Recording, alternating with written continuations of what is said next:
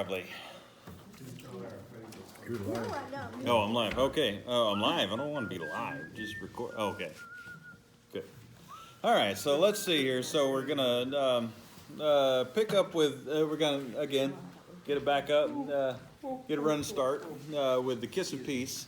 Again, last time I don't think I mentioned it as much that that the way I do remember this, but the way the piece is supposed to function, or at least in here, was it comes from the altar outwards. It's because we do the blessing and then straight to the peace. Like this morning, I thought about it, and I've been thinking about it. I kiss the altar and then give the blessing, or the absolution. But the way this has it is that for the peace, the priest turns around and he kisses the altar, and then he passes the peace to the deacon, and the deacon to the subdeacon, and then passes it out. And so there it is, coming from the altar, going out to the people, in this wave of kissing, and this wave of peace. So you're supposed to kiss instead of shake hands? Yeah, actually, if I remember correctly, in here, it's gone back and forth. Throughout history, it's gone back and forth as to who does it, who doesn't, how you do it. Are you kissing? Are you handshaking? What are you doing here? And so it all throughout history, people have. I told you about Father Hungerford, didn't I? I think so. About hugging each other, Mhm. as long as you don't like it too much. That's right, exactly. As long as you don't like it, and Men with men and women Yeah, with women. No, You he can talked about imagine it. problems.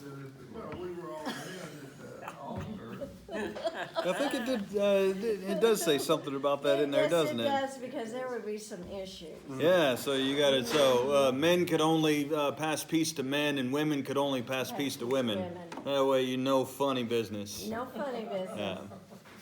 Well, actually, there may be more In funny. No. That didn't exist until recently. That was not a thing. At least not in the church, anyway. No, not in the church, for sure. Again, in theory. Actually, St. Paul talks about it in his letters, so it sadly was. Oh, well, yeah, the Benjamites. Is I think about it, I have kissed other men on the cheek Mm-hmm. because I love them, Right. not physically. Right. But Exactly. I love them as brothers. Mm-hmm. Yes. And you And kiss my- Marilyn on the lips. She remembers that. She kisses him. I don't know why, it's always been a thing with the two of them. They kiss each They're other? best friends, yeah. One that doesn't. She's just that way. Yeah. She's a Canadian, what can you say? Anyway. Yeah, that's a friend of mine. She always offers the cheek and then turns real fast. And you're like, ha, gotcha.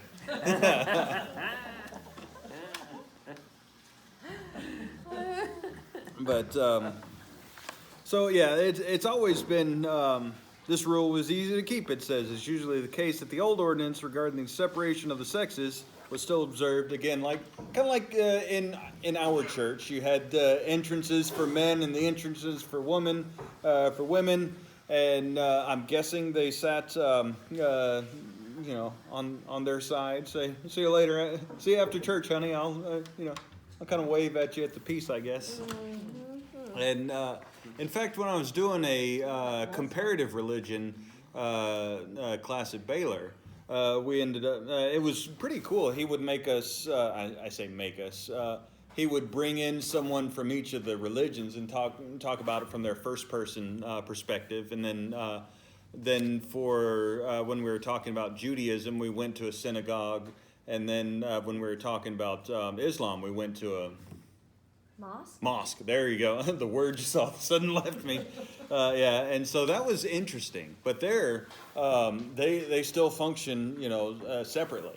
The men sit over here, the women sit over here, and this was in Waco, and so no funny business at the peace. The synagogue and the mosque. I don't think at the synagogue. It may have been a bit yeah, I forget how liberal in the how reformed in the Jewishness they were, because I think they were reformed.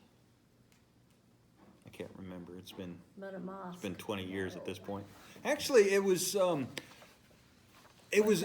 very interesting because we had a chaplain from the Navy and chaplain from the Navy in our diocese, and he came in after he retired out of the military, and he was talking about what it was like when he was in Afghanistan, I believe, or Iraq, whichever one.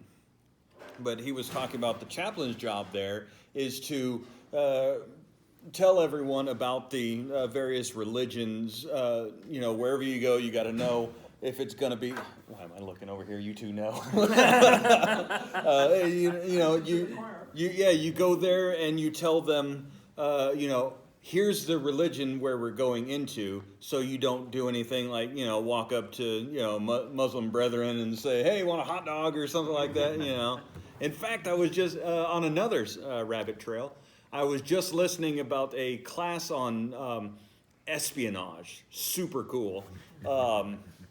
And the way that the people at the time snuck the relics of Saint Mark out. So Venetian people were trying to boost the economy. So the best way to boost the economy at that point and give everyone a religious happy feeling was to have saints' relics there. So what they did is they said, in Venice, we don't have any.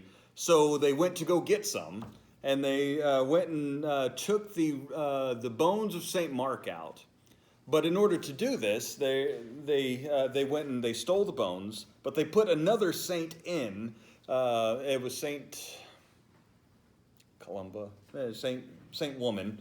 Put her bones there because bones look like bones, unless you know what you're looking at. And so they went to the people in charge went to go check, saw bones, and so and it was a Muslim occupied territory. So, but they still like the religious dollars coming in. So then what they did was they stole the bones of St. Mark, and then to get them out, they put them in baskets and then put pork on top of it so that they wouldn't look. And they walked right past the guards. Like, tricky. What's funny, I was working actually for a Muslim consultant that they had brought in. Mm-hmm. And we went down to the cafeteria to eat. And he said, I'm really hungry. I said, won't you get a hamburger? He said, don't you know that I'm Muslim? And he got really upset about it. And he wouldn't let me explain that hamburger is not ham. Yeah. It's beef, you dummy. Yeah. I mean, he was so upset. Would you like a burger? A beef burger. Not one of those ham alternative ones. Just that burger. I had a guy that I used to work with was Jewish, and I came in. It was like the Monday after Easter or something, Mm-hmm. and he said, how was your weekend? I said it was good. I said, oh, I got to eat ham, and I said, ooh, shouldn't be talking about ham in front of a Jewish person. He said, oh, I don't keep kosher. I like bacon too much. So Father Young was talking about his time in Iraq or Afghanistan, and so he's talking about this, and he says, actually, from the perspective of it's very much like the Old and New Testament here. At the beginning, when Muhammad was establishing all the rules. When he was establishing the kingdom, the religion, all of these things, it was very much like the Jews taking the promised land. So there's a lot of death, a lot of kill the infidels, all these things, non-believers. He said, but then after he established it, then all of a sudden all the writings are a lot more peaceful. So he says that both pro and con people, with regard to to Islam, you're like, oh, it's a religion of war. He says, yes, it is. And the Muslims who say, no, it's a religion of peace. He says, yes, it is. Mm-hmm. So it all depends on how you cherry pick the readings. So you can get there. But it's just like saying that the Old Testament solely blood, solely justice and vengeance and all these things. And we would have to say, you're right. But then Jesus comes, and all of a sudden things change. And they would say, well, you're right, but you're only cherry pick. You have to read the whole thing. So you can become a religious zealot and do all these things because of this, But and you would be very much correct. in Islam, there is so many little sects that Oh, yeah. translated what he wrote differently Mm-hmm. and added to and subtracted from. They have the same problem we do. I used to have a guy Just human that nature. was, Yeah. he's changed from Christianity to Muslim, Mm-hmm. but, he followed something that was peaceful. I mean, Mhm. Yeah, So and it's the what is same your with us. perspective and what is your reality? Right. It all depends on how you want to read it. How you want to read Yeah. it? You can read the Old Testament, and then you can read Revelation and say, yep, see, gonna get them. Religion of violence right there.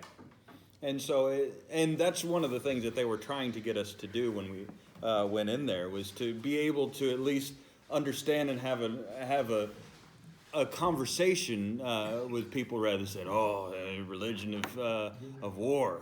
Well, I remember when I was pretty young, and I remember, because David is who David is. Mhm. But I remember asking the Bible study teacher, and I remember it was a female, I said, David, there seemed to be so much war, but we never talk about Solomon much.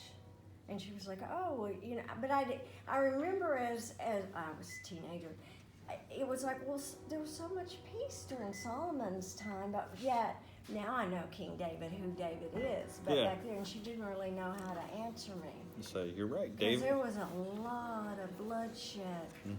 But once you settle the kingdom, Solomon, I'm sure, would have gone to war. He just didn't have any wars left to fight. Everyone's been defeated. He's like, well, guess I'll go read a book. Yeah, exactly, yeah. But So- my perspective of Solomon today is he was very vain. No, of course he was. But so the things he had to do, the way Bill Creasy talks about it, he says, he can go get a doctorate on anything that he wanted to. He's the king, and he doesn't have to do any warring or anything like that, because prior to that, you see with David, you say in the spring when kings would go to war, spring was a time everybody was full of vim and vigor, time to go fight. Well, when they're all defeated, spring rolls around, and you're like, well, I got nothing better to do. Hey, you know what? There's some flowers out. I wonder, bring me in some people who could teach me about how these flowers work. And there's the bees. I want to learn about this. And so he just learned about everything because he was bored. He didn't have anybody to kill. And that's essentially, and it ended up getting him into trouble. Yeah. Yeah. There's two things he could do. One of Yeah. them was learn. The other one was all those wives. And Yeah. that's what got him Yeah. into trouble. He wasn't Yeah. reading the scripture. That's absolutely. Because it told him, don't use Arabian horses, don't marry all these women outside. And, Yeah. No. That's I've progressed beyond that. Yeah, I've already read that book. I'm going to read a different book now. Right. Alas and alack. Anyway, how did I get onto the? Oh yes, I had people separate. But now we've settled on we're going to pass the peace, but as long as you don't enjoy it too much. But we need to keep in mind what it is, as opposed to it's just not this hippie love fest where everyone the way he's wanting to do it here is say, look, yes, it's there, but you don't have to go and tell everyone. You can symbolically shake hands with your neighbor, kiss your neighbor, and know that you're in good with your neighbor. However, if you notice that you have a quarrel with your brother, leave your before coming to the altar, leave your offering and go reconcile with your brother. So that is a real opportunity to go and say, hey, are we good? And say, yes, we are. And then So that's an opportunity there, but you don't have to you don't have to actually hug and kiss everyone in order for you to have validly hugged and kissed everyone. Just symbolically with your neighbor. And that's why you do it, a holy circle, handshakes all around, and then we'll call it good because we still have more things to do here. Mm-hmm. Yeah. Except during the virus. Except, You don't shake hands during the virus. yeah, that's right. So you just wave and say, yep. I would have, again, symbolically, if you were right here, I would shake your hand. Yeah. But you're not, so you stay over there and I will wave at you and symbolically shake your hand. Yeah. So it's the same thing. And that's why the priest doesn't have to go out and and shake everybody's hand. He just passes it to the deacon, nods over to Dave, who's all by himself, and calls it good. And then you do the.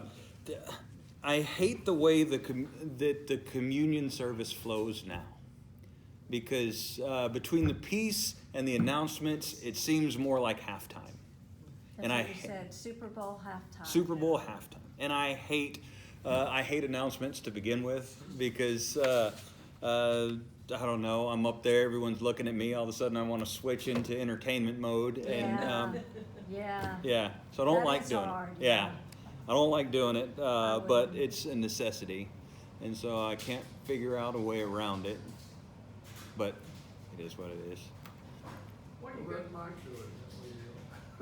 There you go. I like it.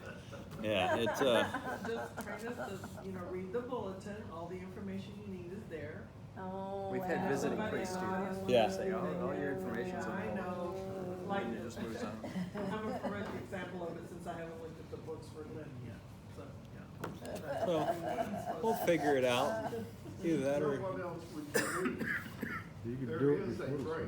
yeah, there is a break. It's like, all right, now we've done morning prayer, now we're going into communion. Yeah, there. Yeah.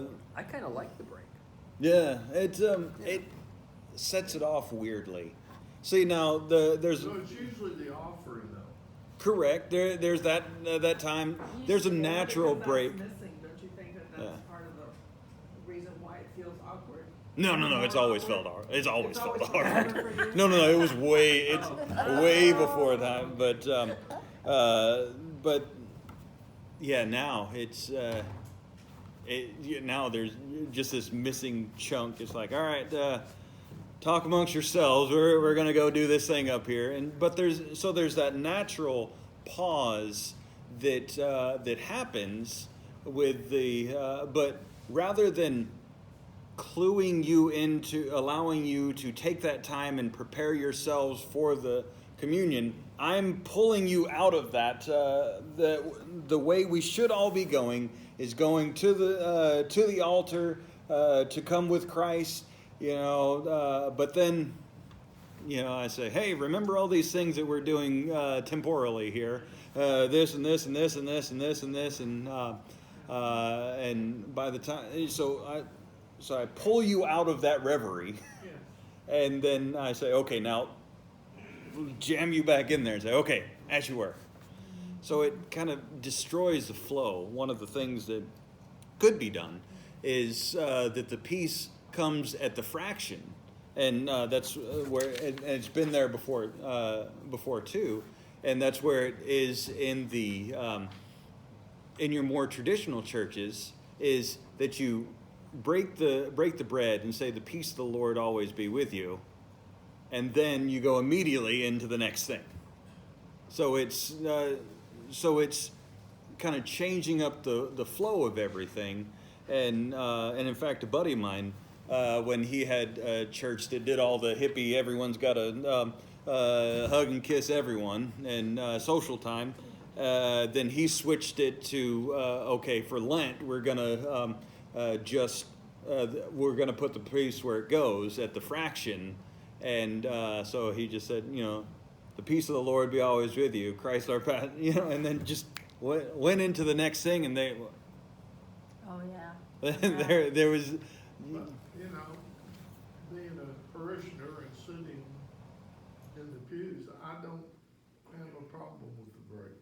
I don't Right. either. I don't think like you're thinking. Mm-hmm. To me, it's continual. Yeah. You know, while you're blessing the elements, you know, I'm thinking about, you know, what's been said, what was said in the sermon, the prayers, Mm-hmm. asking for forgiveness for a wandering mind, See? and getting myself ready for communion. Yeah, now imagine if we didn't have that, and that's what it's supposed to do.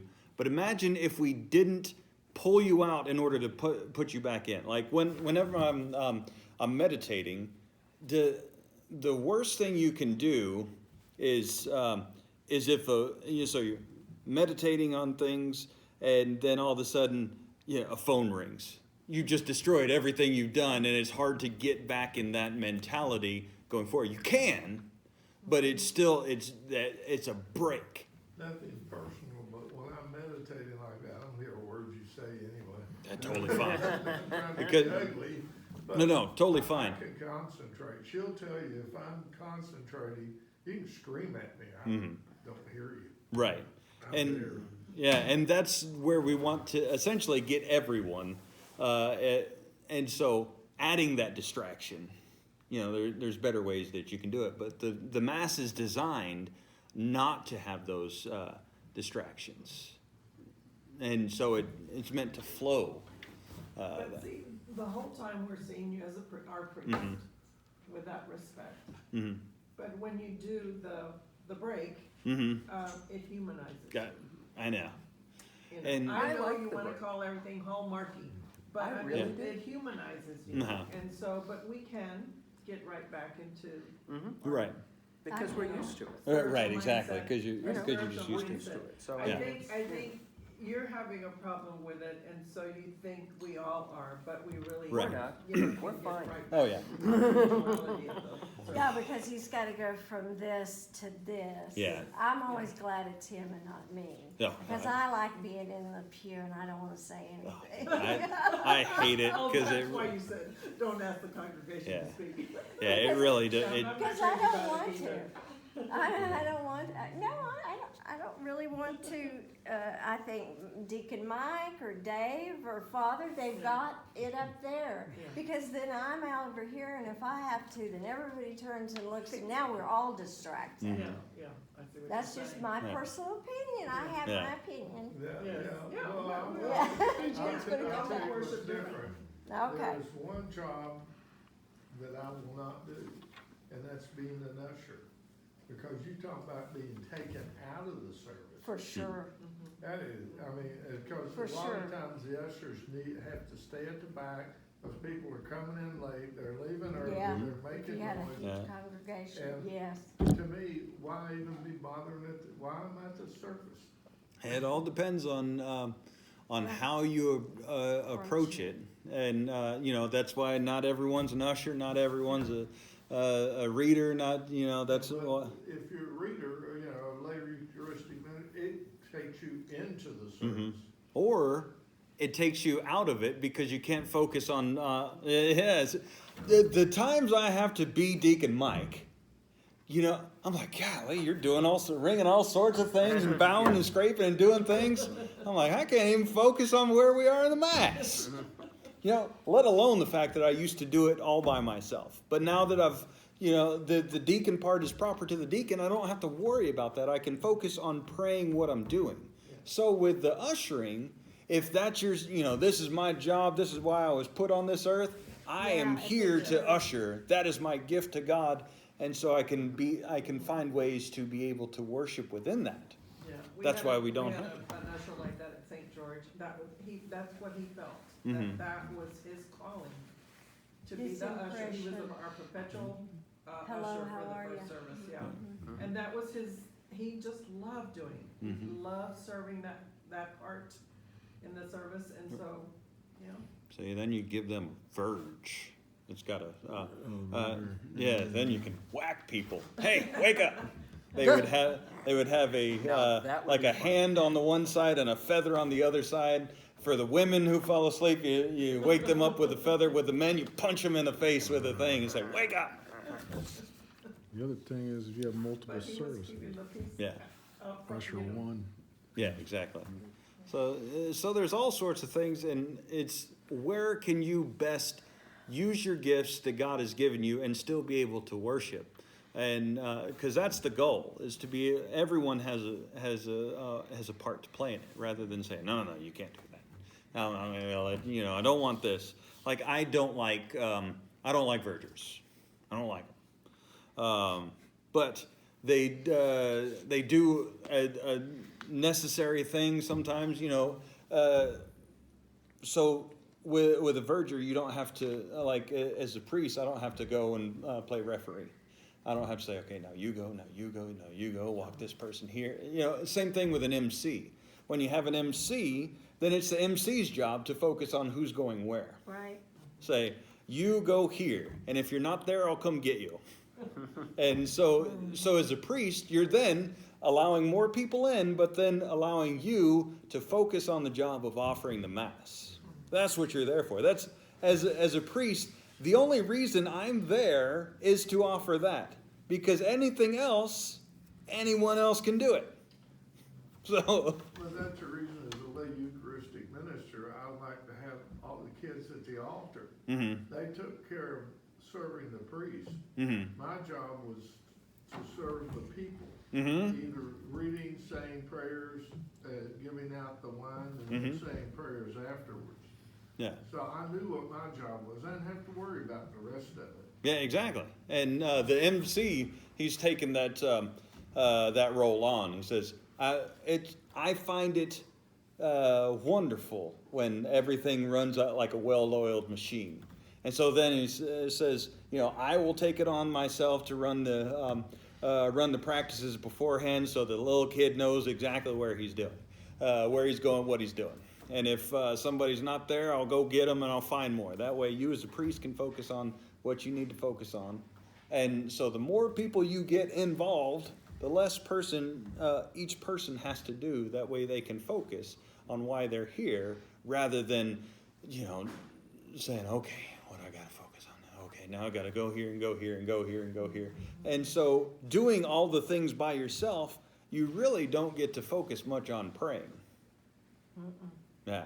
And so when you do, it kind of streamlines it all so that you get to focus on just your role and knowing how to pray through your role.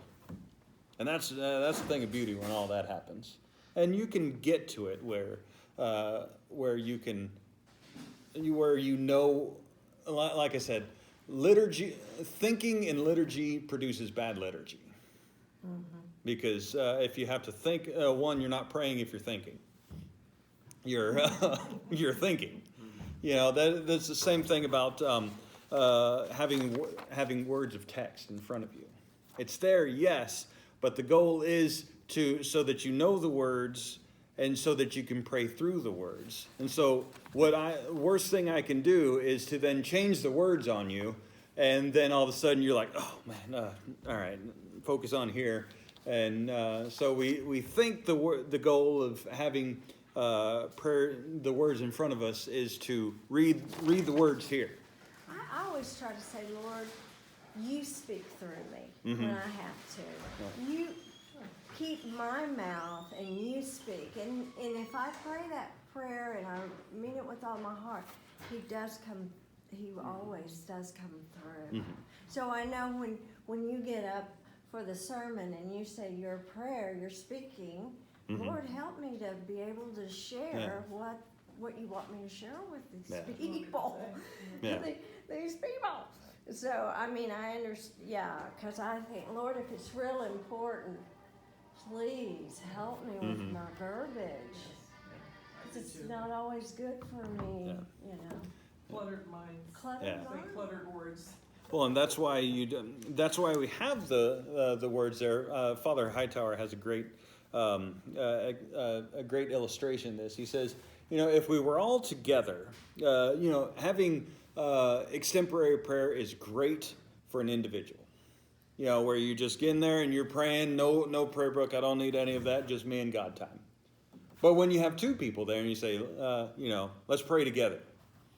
Well, I want to pray the Lord's Prayer. You want to pray the Hail Mary. You want to just go off the top of your head. Right. All of a sudden it's cacophony, and we're not praying. We're praying in each other's presence, not praying with each other. Right. And so that's the goal of the prayer book, to get us naturally in the same in sync, and then we can focus on once we're all in sync. Now I don't have to worry about what the words are, and I can actually worry about praying.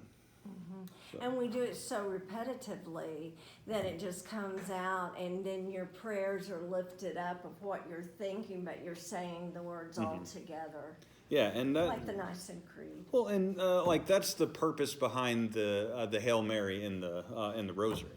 Yeah, Is you say it over and over again, and then you don't have to focus on the words you're saying. You can meditate during that time. I just don't like it because it pulls you out and puts you back in too many times. Too many times. Yeah, I would much rather say, okay, I'm gonna just set an alarm, and I'm gonna just go until my alarm goes off, and I'm not gonna worry about it until my alarm goes off. One of the things that I like to do, though, that you can find so many prayers in the back of the prayer book for all kinds of purposes. Oh, yeah. Oh, yeah. Is to read those. Yeah, those are great. And a book of prayers by the saints, people whose job it is to compose prayers. Great. That way you don't have to think about it. What's funny is I've heard those prayers prayed in other churches that aren't Episcopal or Right. Anglican. Yeah. Wait a minute. Where'd you get that, buddy? Yeah. But, thinking about the break, if I'm a new person, checking, I'm shopping for a church, I think that break is a positive for them. Because they're trying to feel, what is this place like, Right. how True. spiritual are they, how friendly are they, Yeah. and so you humanize that for them during that break, and it's like, oh, I really like him. So you can do the same thing. He could grow on me. Right. You can do the same thing without the break, though.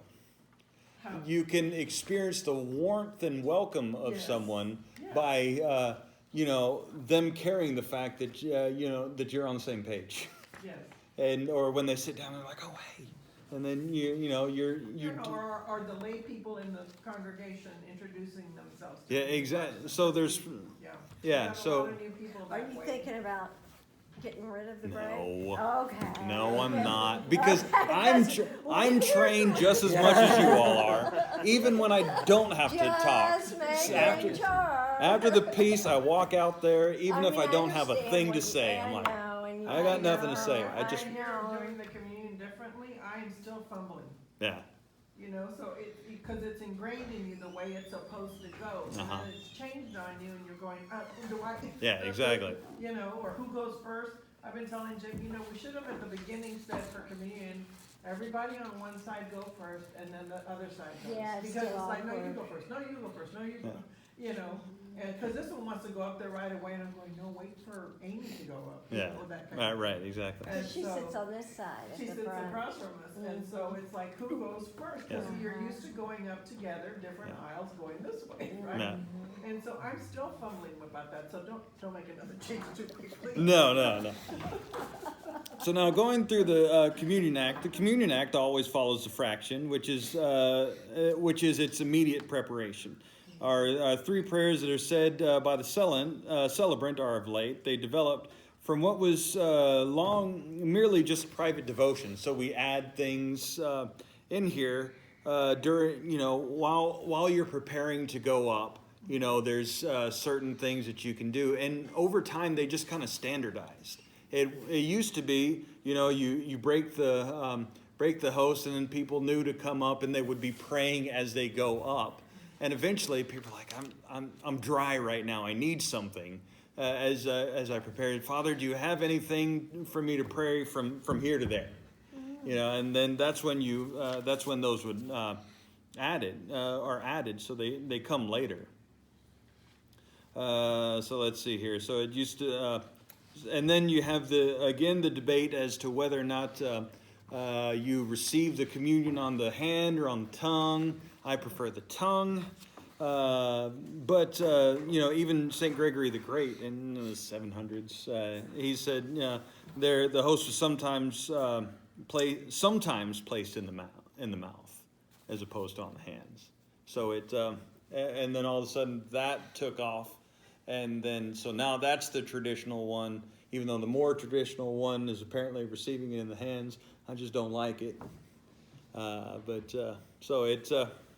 We've been doing this a long time. So I would prefer, and Father Lee tried one, and I wasn't used to it, and it took me back because he was going to place it because of COVID. yeah. And then he went, oh, and he put it in my hand, and I thought, oh, that felt really that he would do that. Mm-hmm. But for me, Yeah. but I just wasn't prepared. Especially at weddings and stuff like that. If people don't stick out their hands and they don't have this, I'm just sticking it in their face. Eat this, because you have this awkward moment. You're like, so I just stick it in your mouth, and then I figure you know it from there. Baby in a pacifier. Well, Eucharistic Yeah. minister, if they're standing there and they have their hands, and then you put the wafer there and they're looking at it. Mm-hmm. Then you just grab it. Yep. Just okay. You don't know what to do. Let me help you. When in doubt, if people don't know what to do, shove it in their face. They'll figure it out That's quickly. right. Oh, Jim. Yeah, Here you yeah. go. No, and they put the wine and Yeah, exactly. they open their mouth. The worst thing for any lay Eucharistic minister is hats about that wide from the head down. Over the mouth. Snooze my thing real quick. Just snooze it, and then I mean, I've claimed a few teeth doing that. yeah, So then you have the so again these prayers, the Agnus Dei afterwards. These are again prayers that. So the rite of communion, especially in the early ages, was very long and complicated. Meanwhile, the choir sang, and the same idea as the introit. It is the same idea as the introit and the offertory. They sang to fill up the interval. So they would sing the. And so the way these chants, the minor propers that we do at Mass now. What those are supposed to do is supposed to, again, work as a focusing agent. To focus the scriptures. How are you supposed to understand this if there's no preacher here? People went through and they matched all the Psalms up to say, okay, here's where let's have an arc for the Mass for each of the propers here. So you start with the introductory one, and you go all the way to the communion. Like today, it was Dave read it, so about coming forward, having been forgiven of your sins, and all these things. So it's a call to communion, and it's meant again. It's the same thing that Shirley does when she selects the hymns. Is she's kind of coming up, or someone has taken. How are we going to view this Sunday? Now let's add those hymns there. Same thing. And so it's just a focusing agent, and that's why we do them. And so all these things, the communion, antiphon, the Agnus Dei, they're, again, getting you in the proper mind, covering the space while you're receiving communion. And then the communion is generally the verse of Scripture. I just did that one. Then the post-communion, you get done, and the distribution of communion is over. The liturgy comes very soon to an end. You just all that remains is a very short prayer of thanksgiving and dismissal. The old way of doing this, the prayer was only said by the celebrant, and so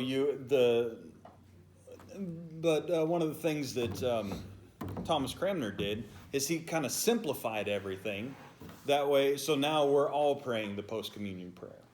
But it used to be in the missal prior that the post-communion prayer was short and only said by the priest. I'm leading you in prayer. We don't, me saying it means we're all saying it. And so it was a little shorter, but it was also part of the, it changed every week. But to me, that's, it's preparing you to go out. Mm-hmm. Well, that one, it's more saying thank you. It's just concluding the rite. And you've just been listening to me talk through the sermon, or not the sermon, through the mass, one big long prayer. And so it's used to be, all right, let's wrap this up. Now we're done. And my favorite is the dismissal. Is the priest says, or the deacon says, "Ita mista est." The ending part is here. And then the people would say, "Thanks be to God." And so it's so you just stop. Say the deacon stands up and says, "Okay, we're done here," and then you turn around and walk out. We had a visiting priest do that one time. We got to the back and we didn't do the prayers like Oh, yeah. in the back of the church, and everybody was just kind of waiting. And he goes, "That's it, leave." Exactly. Did you not say that once you give the blessing, Mm-hmm. and we say thanks be to God, We're done here. we're done? So we don't have to wait for Dave to turn out the lights. Nope. You're done. No, it has become ceremonial to. Because we just kind of Oh. stand there and wait for You- it to turn the lights on. You start adding all sorts of things. Like it was okay. Well, we got to wait for it to be officially done. That means we gotta say goodnight to Jesus. So you turn off the lights. Really, what he's doing is just turning off the lights. He does it ceremonially, just because all in good. Right, turn it off and I'll go over it. But so what it does is it. We say, okay, now we need cover music. So you play the postlude, then you say, well, okay, now I got to sit and wait for the end of the postlude because they put that together. So now I'll just wait longer. No. Sometimes she scares the hell out of me. And so, I'll be putting out the candles and In the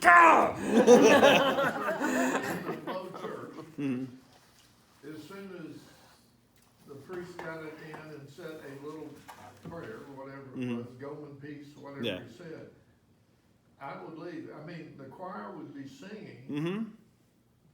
but we all left the church while the choir was singing. Yeah, exactly. And that's what it's. Unless somebody wanted to stand and listen to it, and a lot of times, because the choir was in the back upstairs of church, they turn around and look. Yeah, and that's at that point and there was other things that used to do. Again, you have cover music. The reading of the last gospel used to be he would say it on the way out, but then everyone was like, well, I like that. Can you say that before you go out? Because I want to hear it too. And so you say, okay, so do the last gospel. So then you add ceremony to it, and then you leave. And so we keep on extending it out of personal piety. We're like, no, I want to, get me something to transition out of what we've just been doing. And then after a while, it just standardizes.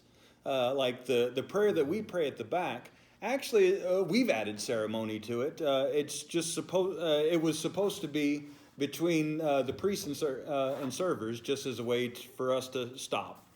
And I think with, I think it was Dottie said, Chuck used to, Father Huff used to pray that out loud for everybody. Can you do that? I was like, well, sure.